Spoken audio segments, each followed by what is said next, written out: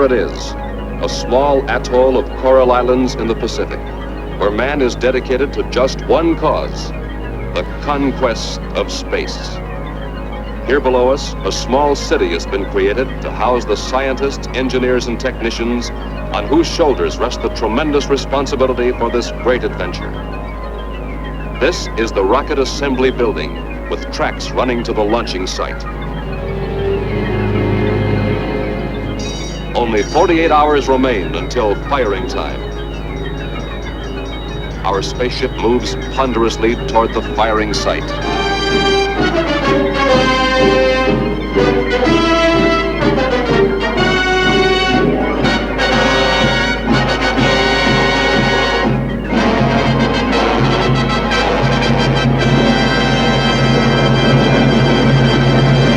After the ship is securely anchored over the blast tunnel, the elevator spar is raised into place for the final pre-flight check and fueling.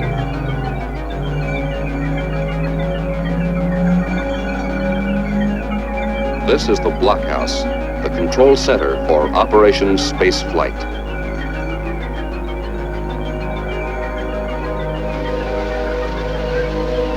Here, the oscilloscopes, radar scopes, computers, and tracking devices are the brain and nervous system for the rocket.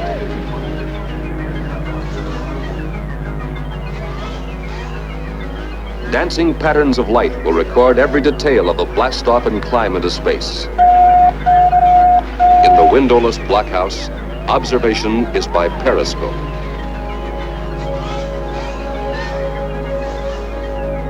Through a system of worldwide radar stations, electronic eyes will always be focused on the rocket as it orbits around the globe every 2 hours. The tracking radars report ready and are standing by.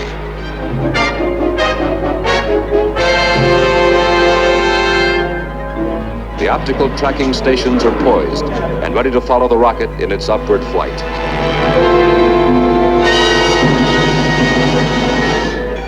As 0 hour approaches, the painstaking work of the checkout crew continues.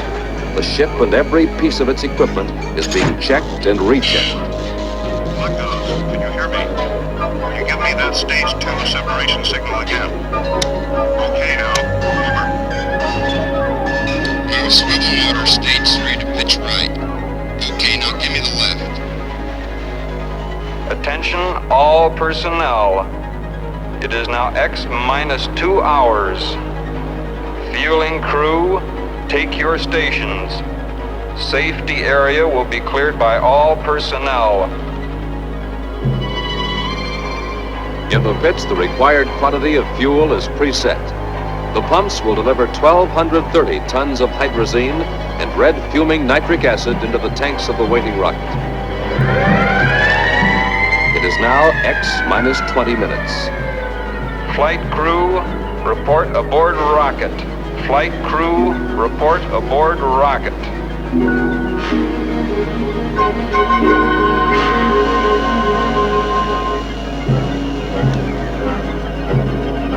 After years of careful preparation, testing, men and materials, this is the final payoff. Now, man will bet his life against the unknown dangers of space travel. Human reactions are not precise enough.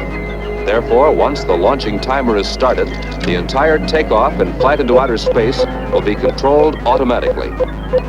X minus 5 minutes.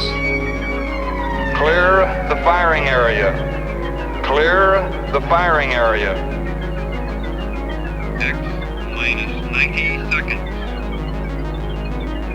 X minus 30 seconds. X minus 20 seconds. X minus 15 seconds. X minus 10, 9, 8, 7, 6, 5, 4, 3, 2, 1.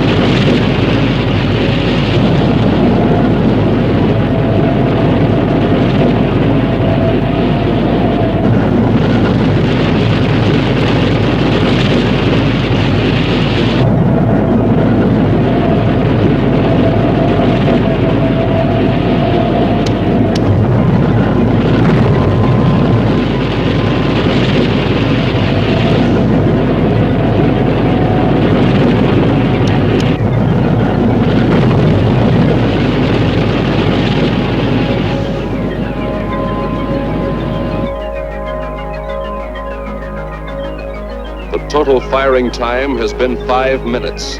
The ship will now coast for 51 minutes before the adaptation maneuver begins. At over 60 miles above the Earth, the crew members experience the sensation of weightlessness for the first time. Blockhouse to XR1. Your cutoff altitude is 63.9 miles. Distance from launching pad, 705 miles. Velocity, 18,467 miles per hour. Angle of elevation, 4 minutes apart. Plane of your ellipse of ascent incline, 66 degrees, 32 minutes, 2 seconds to plane of equator. Out. 51 minutes later and halfway around the world, the rocket is coasted to its maximum altitude of 1,075 miles. Its speed has diminished to 14,770 miles per hour. The navigator must now take a bearing on 2 fixed stars. He will line up the ship for the adaptation maneuver, which will drive it into a circular orbit around the Earth. Electronic controls will fire the rocket motor at the exact second the ship reaches the proper position. The ship and crew are now coasting freely and silently through space. Here, man is no longer earthbound. From his new vantage point of over 1,000 miles high, he sees the Earth as a vast rolling sphere, upon which the oceans and continents are reduced to simple patterns of light and dark. Great cloud formations will appear as small patches of snow. Evidence of man's existence is almost invisible. Large cities can be seen only with the aid of powerful optical equipment. Meteorologists will make studies for long-range weather forecasting. The science of astrophysics will welcome the clear views of our moon and planets, unhampered by atmospheric disturbances.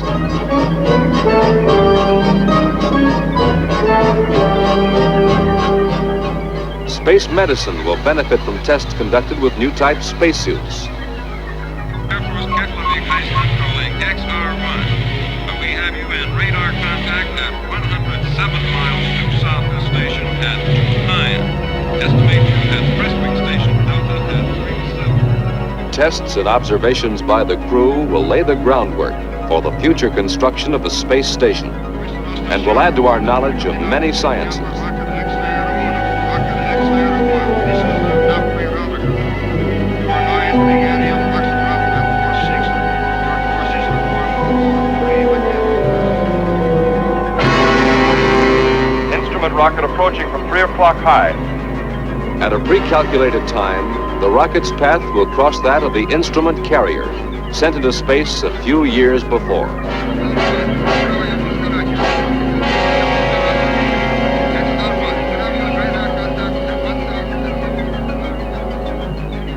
22 hours after takeoff, our spaceship has made 11 revolutions around the world. It is now time to make the return trip. The engineer releases the 3rd stage. It'll be left circling in space. All tests are now concluded. The navigator checks the ship's position for return firing. 1 minute to go. The automatic firing timer is set. The ship is lined up so the blast of the motor will be against its forward motion. This will slow the rocket's speed and cause it to begin its long glide back to Earth. The ship is now moving 1,000 miles per hour slower. After coasting halfway around the world, the rocket will leave the vacuum of space and sweep into the upper layers of the Earth's atmosphere, where air friction will gradually reduce the rocket's speed. When the ship drops to an altitude of 50 miles, air pressure will build up on the control surfaces. For the first time in the entire flight, the captain will be able to fly the rocket as a normal plane. Air friction begins to send the skin temperature of the rocket climbing until the ship glows cherry red at 1,350 degrees. The double hull and refrigeration keep the crew from perishing. The returning rocket continues the long glide down into the lower atmosphere, its temperature gradually dropping to normal as airspeed diminishes.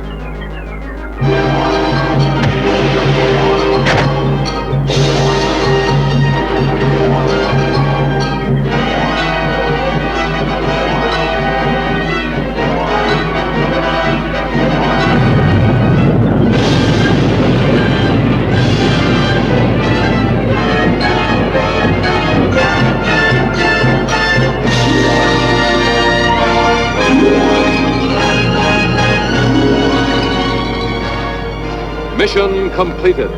Man has taken his first great stride forward in the conquest of space. His next goal will be the exploration of the moon, then the planets, and the infinite universe beyond.